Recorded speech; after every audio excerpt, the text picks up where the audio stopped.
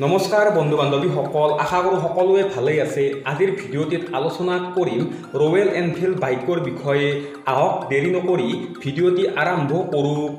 বন্ধু বান্ধৱীসকল, royal Enfield অৰ্থাৎ bullet bike ভাৰতৰ ভিতৰত অতিকৈ জনপ্ৰিয় আৰু ভালপোৱা বাইকৰ ভিতৰত এখন।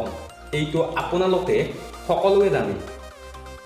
কিন্তু আপোনালোকে জানেনে যে ৰয়েল এনফিল্ডৰ বিজনেছ বন্দুক বনোৱা এটা কোম্পানীৰ পৰা আৰম্ভ হৈছিল।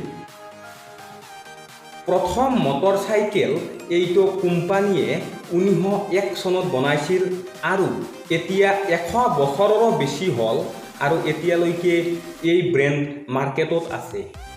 ৰয়েল এনফিল্ডৰ যি শ্বেপ এটা বন্দুকৰ দৰে বনোৱা, ইয়াৰ কাৰণ এইটোৱেই, কাৰণ এইটো বন্দুক বনোৱা কোম্পানীয়ে বনাইছিল।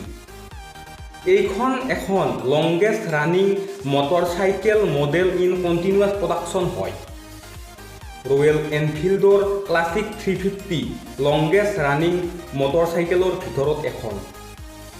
ৰয়েল এনফিল্ড এনেকুৱা এটা কোম্পানী যি 1970 চনত 700 চিচিৰ বাইক বনাইছিল, কিন্তু তেতিয়াৰ সময়ত ইয়াৰ সিমান ডিমাণ্ড নাছিল বাবে ইয়াৰ প্ৰডাকশ্যন বন্ধ হৈ গ'ল। কিন্তু 350খন এতিয়াৰ কণ্টিনিউৱাছ মডেল হয়। 1965 চনত ইণ্ডিয়া গভৰ্ণমেণ্টে নিজৰ পুলিচ আৰু আৰ্মীৰ কাৰণে এখন পাৰফেক্ট বাইক বিচাৰি আছিল আৰু শেষত ৰয়েল এনফিল্ডক চিলেক্ট কৰা গ'ল পেট্ৰলিঙৰ কাৰণে।